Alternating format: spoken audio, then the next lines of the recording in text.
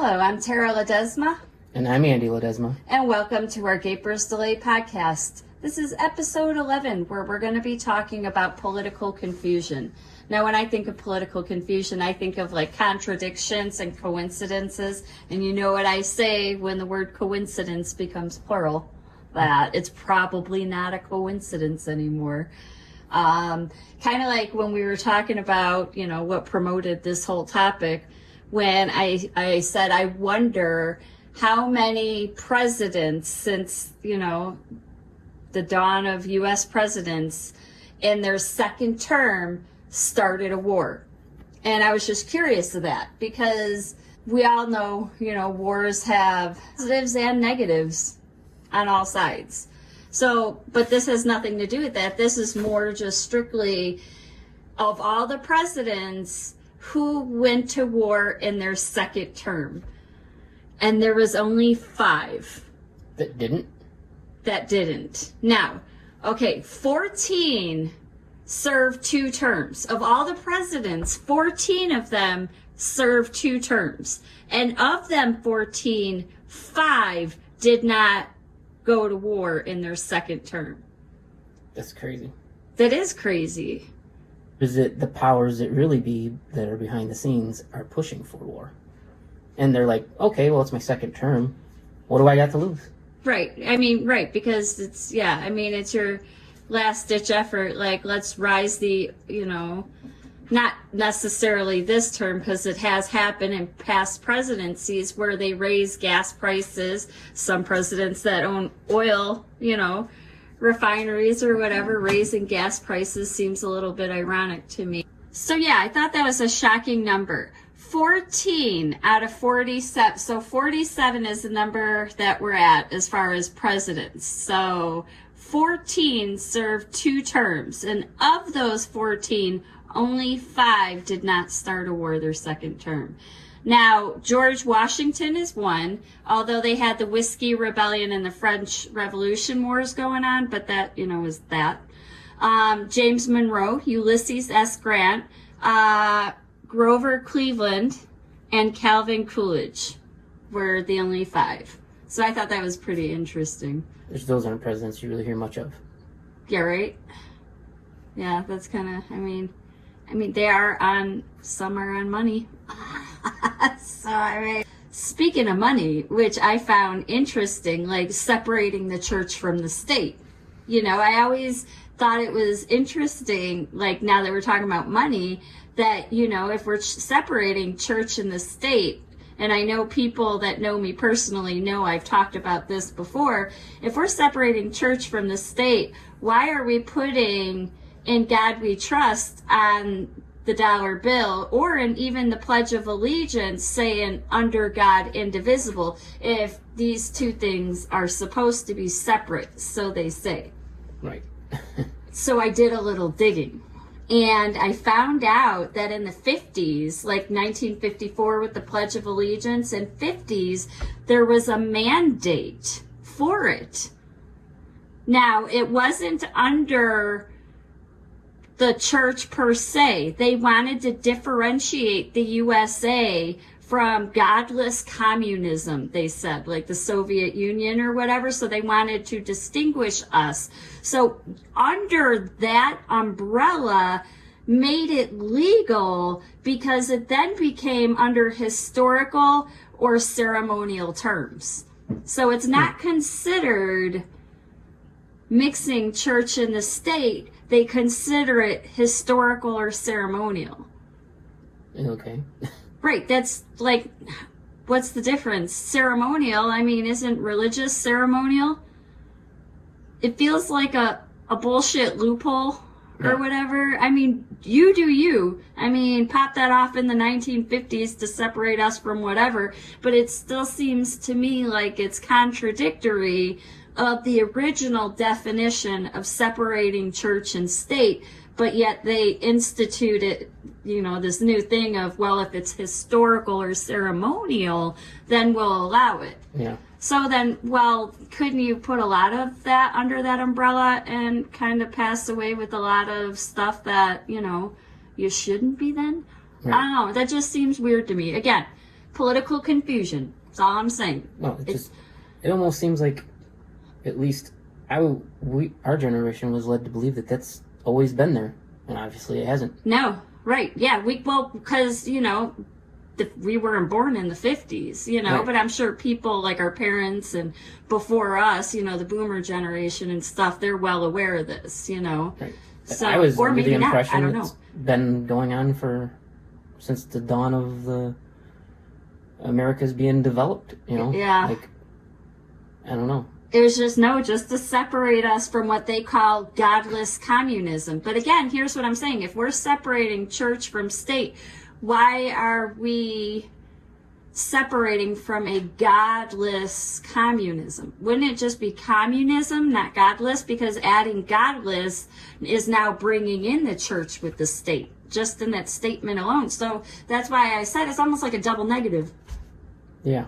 It's weird. I'm just saying, political confusion. This is just one of the things I was always hung up on, That's not one of the things that is in the history books that I recall. Well, it doesn't matter because, here's the thing, like, as far as declassified information, shit gets released every 25 years unless you can go 50 years if it has intelligence or if you feel like extending it. There's a special board with each term, that they have to figure out how long they want whatever classified. Now, there are things that will never be declassified, like restricted data. I don't know what, there's a lot of things that can fall under that umbrella. Yeah. And then anything nuclear. So those to a degree, I understand it. Right. Because you don't want need that to be shit like, out. hey, here's all our secrets, let's bend over and you do you. Right. So for national security reasons, so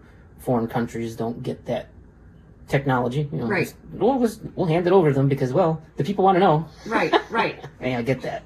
But I'm sure they hide a lot of things underneath that and just say that it's that. But that's the problem. The people want to know so bad that almost any narrative can be given to save face. Like, think about that honeybee killer case.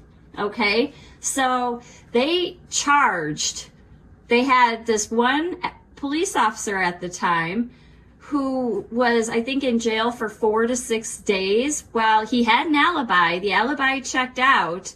And it wasn't until, so they let him out, but now his name has been, discredited because now he had a charge, but no, you know what I mean? Wrong guy, but whatever. Right. I mean, even though things checked out, he said he was at home on his computer. Right. And the computer records reflected, like, everything he said he was, his car was not there, like, everything checked out in the alibi. So it was approximately 2 months later when the real honeybee killer Was caught. That Gary Amaya, I don't know if I'm saying it right. He was in tanning bed for attempted robbery when he got shot. And when I was working 911, I actually was able to hear the 911 call for training class. So I did hear the actual call through work. So it was crazy to hear, the customer, and to think, I think this is where some of my paranoia comes in, because, like, think of the person laying in a tanning bed and then all of a sudden hearing shots fired in your most vulnerable position. You know what I mean? Like, where are you going to hide? Where are you going to go? What are you going to do? Like, nowadays, you have to think about stuff like that. You have to know your exit points. You have to know, I don't know, it's just crazy. And then the guy was coerced initially into a confession. He said, well, not coerced. He said the evidence was coerced and influenced. Yeah. So their main reason for even looking at him as a suspect was simply just because he had honeybees. Well, I don't know. I never confirmed that. That was a rumor. I thought that was. I'm not sure if that was or not. If that was, that may have been what they skewed. I don't know. I couldn't find anything online. I mean, I know the case kind of a little bit personally, but at the same time, I wanted, some facts behind it too. But I just found it interesting that, they didn't want the fear of the public, because look at how many people they encountered. Yeah. Well, I remember they even showed up to my parents' house because somebody showed up there asking them weird questions. I don't remember the whole story exactly now. Wasn't they? I thought they asked about tires or something. Yes, it was tires. Yeah, you're right. And so then my parents thought it was a little odd, so they called the police and they showed up and they thought that it was possible that that was the honeybee killer. That's so crazy, because I mean, it was so local, you know, just to think that, you know, and, you know, there's rumors out there that we have, you know, a couple floating around, one in the suburbs, one in Chicago. Is it the same one? Is it separate? Is it real? But, you know, people are disappearing, whether, you know, people want to acknowledge that or not. So, I mean, that's just another political confusion, if you will, you know, because that gives you uncertainty with the legal system, and uncertainty with being in public places and feeling safe, you know, because the police can't be there before a crime happens. Right. You have to protect yourself. You can't expect an officer to go, oh, a crime is going to commit in like 15 minutes. I better get to this location before it happens. They don't know. That's why if it happens, you have to know how to help yourself, how to get out, how to be safe. Like, that's on you, and that's a scary thought, especially if you've never been in that situation, you know, and just, you know, that puts a lot of people in fight or flight that have been in that situation and are constantly thinking about it. So that's one of the sucky things, you know. Well, I think there's some people who have misconception because make it seem like, well, you call the police and they're like there. You know, it's not always, but there's a lot of people that have expectations from what they see on TV and movies, and they expect it to relay over into the first responders like police, fire, EMS, or even calling 911.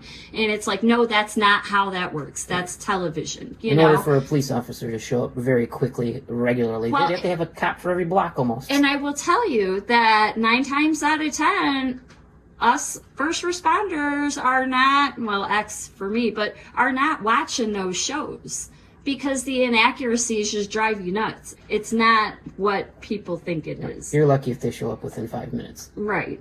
I mean, it's crazy. And then like, think about, okay, so let's go back a little to the Washington Park case. Do you remember that? With Anthony Porter in Chicago? The reason that the death penalty in Illinois was stopped was this specific case. You don't remember me making you watch this documentary? Yeah, I vaguely remember it. It was in 1982. There was a 19-year-old and an 18-year-old that was shot. And in 83, they charged Anthony Porter. Now, he said it wasn't him. He had an alibi, all this stuff. Same thing kind of like with the last case we were just talking about, kind of similar. Then in 1999, some guy confesses. All Stories Simon, did I say that right? Confesses, says, I'm the one that did it, blah, blah, blah. So now in 2011, we cut out the death penalty because obviously there's a clear indication of issues with the system and how it's functioning. Sure. You know? I'm sure there's a, what's the word I'm looking for? Incentive for some, you know, investigators to close a case because it makes them look good. But then too, you have to wonder, do the attorneys both know each other and the judge? And, you know, unbeknownst to both the plaintiff and the defendant, all the attorneys are hanging out together with the judge, playing cards, drinking. Like, and we're the ones being scammed. Like, not that I'm saying that's happening. I'm just saying it makes you wonder, you know, like, who's really being, you know, played here, you know, because some court cases just be continuing for no fucking reason. Oh, like on and on and on and on and on and on. And who makes out in that? The right, well, exactly. I mean, they just get more money in attorney fees or whatever, and the courthouse makes more money in continuances. I'm not saying that that's the agenda. I'm just saying it's a little confusing, you know. So that documentary I was telling you about was called A Murder in a Park. It's actually a good documentary. It came out 4 years after the death penalty, so 2015. And sadly, that Anthony Porter died in 2021. Do you know what's crazy though? In 2011, when they did the no death penalty in Illinois, they charged Anthony Porter, who they released, okay? They charged him with a felony for stealing deodorant. No, what the hell? Yeah, a felony. for stealing deodorant. Isn't it supposed to be over $1,000? Over 500, and I know over 500 is typically considered a felony. Last time I was working, I don't know. Shit changes. Could be 1,000 faster now. than I change my underwear nowadays. So I don't know. I mean, it's crazy. It's crazy. And then and then like you think about that Wisconsin case. Yeah. They made a whole documentary out of that, and it's not so much the main character. It's Brendan Dassey, the nephew. Okay, the nephew. Now, he was convicted and sentenced to life in prison, and earliest parole date was 2048. He was 16 at the time of this initial interrogation. And what I found interesting, because now the accusation, for those who has never seen it, his uncle, Stephen Avery, was charged and convicted with raping and killing Teresa Hall back in 2005. And one of the confessions from this child, based on a taped interview when this kid was 16, he was pulled out of school or something, was he? Or he didn't get, something like it was that. Something. But he seemed like, when he was talking, like a 9 or 10-year-old boy. But right, because it was almost like when I watched the interview, like he wasn't understanding the questioning and what was going on, because he's a teenager, but what teenager is saying, like, oh, when can I go home to watch wrestling? Yeah. When can I go home and watch wrestling now? It was very juvenile. And then it comes out that he has an IQ during that interrogation time of 70 to 73, which puts him in the age range of between 6 and 12. Yeah. And what I found out in this is the U.S. is not required to contact a parent before questioning a minor. Some states require it, but it's not constitutionally required. So you could... That should be. Well, I mean, but that's almost to be debated in a sense, because if a child witnesses something traumatic and they're the key, you know what I'm saying? But at the same time, it's like, I don't know. This is a tricky one. This is really a tricky one because, and somebody must have agreed, because they argued that investigators exploited his intellectual limitations. And I mean, because as an interrogator, you can technically lie or skew the truth to see what they say. They were leading things. Well, right. They were asking leading questions. Yeah, and to get him to answer and say what he wants. And here's my thing. If now I can only say for me in my panic and my PTSD and my trauma that I would probably say, well, I hope I wouldn't, but I could see myself almost like, oh my God, what do you need me to do? Like, whatever I gotta do. You know what I'm saying? Not knowing. Like, do you think he understood what Miranda rights were when they were read to him? Do you think he understood that he had to write, after that to contact an attorney and stop this interview when the whole time he's asking about wrestling? Right. Well, and depending Not the upon whole time, but how they were brought up, he might have been brought up to believe in trust in the cops because they're there to help. But there are cops that you can trust. I always said there's a blue line, but then there's a thin blue line. It goes with every job. Every job has their shitty employees, and that doesn't stop short in the first responder industry because people are gonna people. Personality types are what they are, and they are in every job position known to man. Well, any intelligent person who would even watch the interrogation of this kid would see it feels that it wrong. terrible. It does. It feels wrong. And somebody must have agreed because his conviction was overturned in August of 2016. But then in 2017, a higher court, the U.S. Circuit Court of Appeals, upheld the original vote by a 4-3 vote. 4-3, determining that the police properly obtained a confession. So, now, this is something that you're just going to have to look into with your own and just kind of, all I can recommend is just watching this interview in whole and keeping in mind, You know, because when they say I that... wouldn't call it an interview. I'd call it an interrogation. Well, it is an interrogation. Interview, same thing. I mean, but... Interview sounds like you're being nice. Yeah, no, I get what you're saying. Interrogation is exactly what they did to this fucking Well, kid. I mean, when you are being investigated, you should be interrogated. That comes with... But there's you know, a level I'm not of disagreeing with that. interrogation with children, I believe. Well, yes, and that's where things get tricky for me, you know, because I've been, you see these cases like where a child is the link, like that one where the kidnapping case, the sister seeing them take her other sister, heard the voice, remember that, but couldn't remember who it was, and it wasn't until later that, we know this person. Like, you know what I'm saying? For her So in a child's mind, you're not connecting dots, forecasting, and doing all that stuff that adults can do.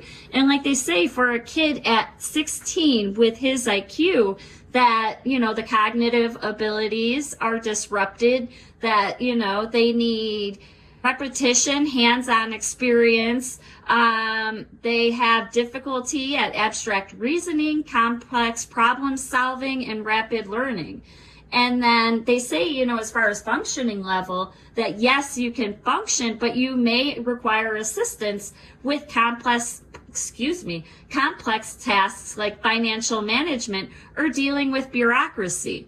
Now, I think bureaucracy and interrogation are kind of under the same umbrella there. You know what I mean? So it should have been, okay, this guy has a limited IQ. Maybe not. It's very clear. Right. No, I'm clear, just... because when you hear this kid talking and responding to the questions, no, I know. It's like he didn't even understand the magnitude of what he was being accused of, or even realizing he was even being accused. Like, he had no clue. He was lost. The poor kid didn't have an idea what was coming down on him at all. He had no idea. He didn't understand it at all. No, I agree with you. He was not comprehending. Nothing. There was no comprehension. He did not know the magnitude of what he was being accused of. He had no idea. And that's I think why I got so invested with this kid himself, you know, not so much Stephen Avery, because, you know, that's weird in itself, but I don't even want to get into all of that. All I can say is that whole interrogation thing had me so emotionally enraged, because I'm sitting there thinking, what if that was my child? No, I get it. You know, I get it. He's an innocent kid. You could tell he's innocent. I get it. Well, I mean, is he though? But we don't know that. We weren't there.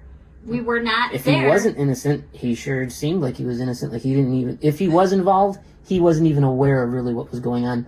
If he was even involved, or seen it. But you would think with his IQ, he would have just spit it right out if he did see it. Right, I would think, or in a level of, hey, this, I don't understand. Right, because to cover up to that magnitude would take a lot of intellectual abilities. And it's proven and that it doesn't seem like his prefrontal cortex was, you know, capable of that. Right. Even so now. And that's what, and when you look at, you know, the background and the family, you know, it's... I definitely recommend anyone listening to this to just watch that interview and make your own personal decision. Mm-hmm. I did pull up it was like a 500-page court document and start going through it myself too, because I wanted to see not just what they put on this documentary, because, it could be one-sided. Right, exactly. You know, but then, you know, you look into the attorney on the other side and what happened to him after this. That's interesting too. But again, that's not what we're talking about. The whole point of this is that politics is confusing, you know, and it's hard to stand on a hill and go hard for stuff we know nothing about. You know what I mean? All we can do is just speculate and call it a day. And with that being said, I think we'll wrap things up until next time, and I wish you all well. Yes. This was fun. Yes, it was. Have a good one.